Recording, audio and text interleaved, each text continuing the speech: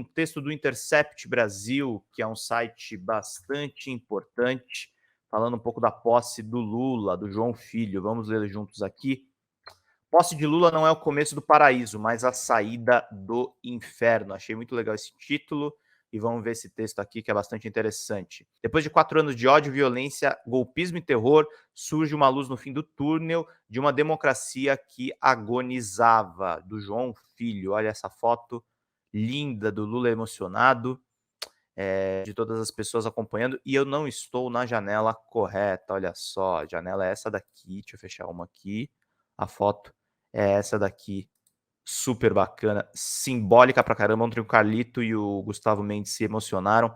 Lula recebeu a faixa presidencial de diversas pessoas que representam o povo brasileiro. A posse de Lula foi um acontecimento histórico. Motivos para defini-la assim não faltam. Ela representa não apenas o fim de um governo autoritário, golpista e fascista que aterrorizou o país nos últimos 4 anos, mas também o começo do fechamento do arco do personagem Lula na história do país. O primeiro e único presidente operário voltou ao Planalto depois de uma saga heróica vivida nas duas últimas décadas. Lula saiu dos seus 2 primeiros mandatos ostentando recorde de 87% de aprovação e popularidade, quase uma unanimidade. Dilma, indicada por ele, se elegeu e se reelegeu antes de ser derrubada por um golpe parlamentar. A Operação Lava Jato, que foi decisiva para a derrubada de Dilma, prendeu Lula quando ele aparecia nas pesquisas como o único democrata popular com capacidade de derrotar nas urnas o candidato do fascismo em 2018. O lavajatismo abriu caminhos para Bolsonaro se eleger e poder governar ao lado de um juiz que determinou a prisão de Lula. Depois de 580 dias de cadeia, Lula foi solto. Graças às reportagens da Vaza Jato, provou-se que o que era óbvio. Um conluio entre procuradores, juízes e imprensa foi armado para prender Lula sem provas e retirá-lo do páreo eleitoral. Comprovada a farsa, o ex-operário agora dá a volta por cima dos farsantes e interrompe um projeto de destruição da democracia que estava em curso. É muito emocionante isso, né, gente? A trajetória do Lula, como ela é o maior brasileiro vivo que já foi presidente da República. É o nosso Roosevelt, é um marco na democracia, uma raridade, um líder popular se eleger de forma plenamente democrática, porque o Brasil é muito conservador e o Brasil é muito reacionário. Então é muito relevante que isso tenha acontecido. Ricardo Alves falou aqui: Luan declarou seu amor a espanhol e quase levou um tiro por isso. Tá tudo errado, exatamente. Vamos continuar aqui lendo. Assim como em 2018, as pesquisas eleitorais de 2022 indicavam que nenhum outro candidato poderia bater Bolsonaro nas urnas, apenas Lula.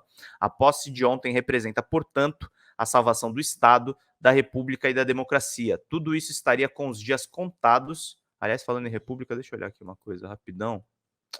A gente ainda não está com a nosso clube de membros ativo, gente. Mas em breve a gente vai ter uma membresia aqui no canal. Vocês vão poder comprar livros, vão poder participar aqui conosco das nossas lives. Tudo estaria com os dias contados caso o ex-presidente fascista permanecesse por mais 4 anos. Não há exagero nessa avaliação. A história recente nos ensina que autocratas reeleitos tendem a intensificar suas práticas autoritárias. A reeleição de Bolsonaro transformaria o Brasil em uma versão tropical e nebulosa da autocracia turca de Erdogan. O projeto bolsonarista era bastante claro. O fato é que, goste-se ou não dessa constatação, Lula voltou para salvar a democracia. Qual outro democrata teria condições para derrotar o líder popular fascista nas urnas? Não existe.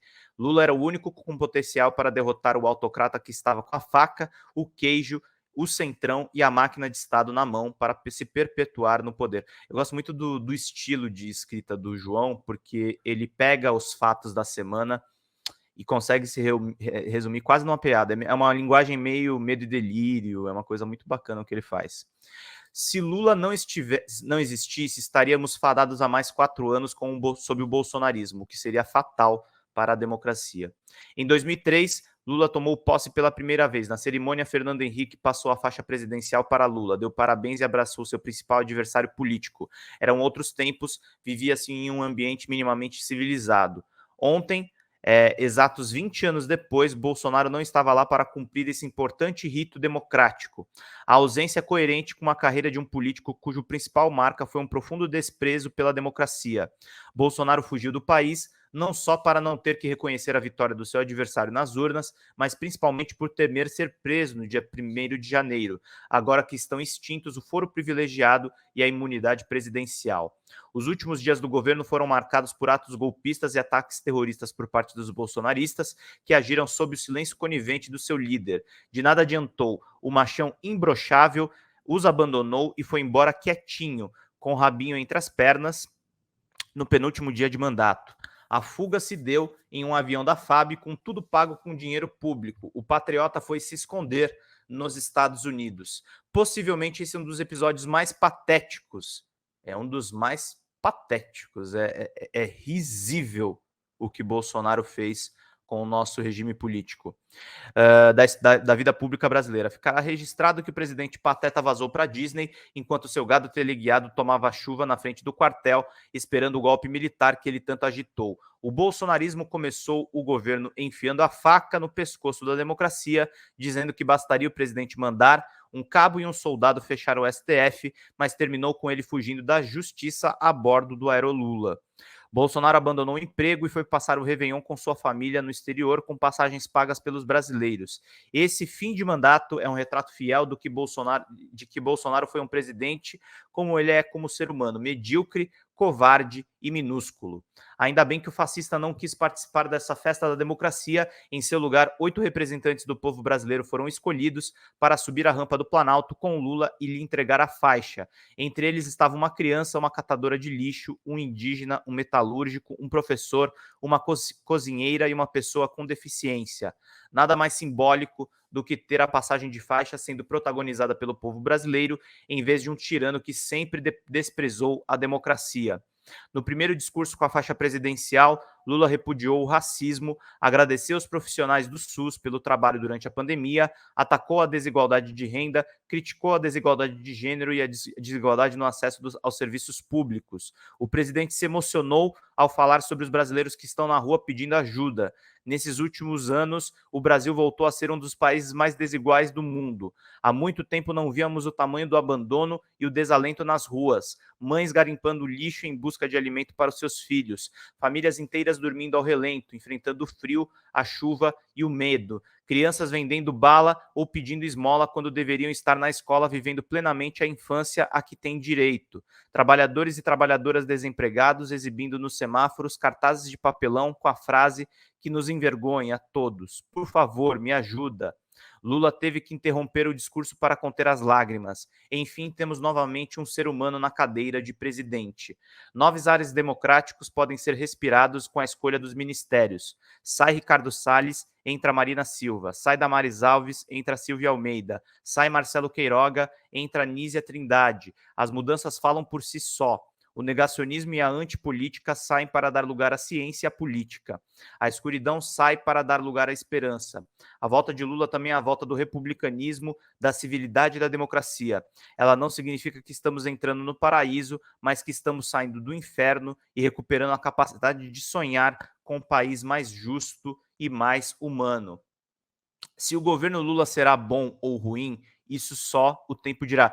Isso é uma coisa importante de ser dita, gente. Estamos aqui também para criticar o governo Lula, estamos aqui para ser coerentes com a nossa história, com a nossa cobertura de mídia. É importante ser sempre crítico e também apontar quando o Lula acerta. Essa posse foi uma verdadeira festa da democracia, foi a melhor posse na história política que nós temos no Brasil. O povo passando a faixa para o presidente da República é uma mensagem necessária nos tempos de hoje, num tempo de opulência, num tempo em que os políticos ainda se valem de muitos benefícios financeiros. A gente viu gente comum sendo representada pelo presidente da República, autoridade máxima do poder executivo.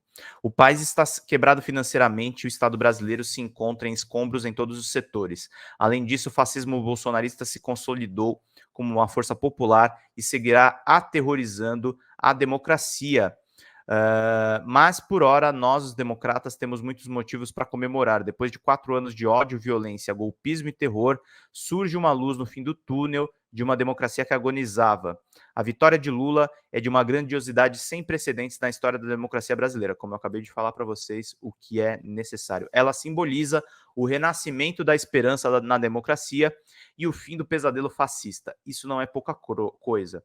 Viva a democracia, viva Lula e viva ao Brasil.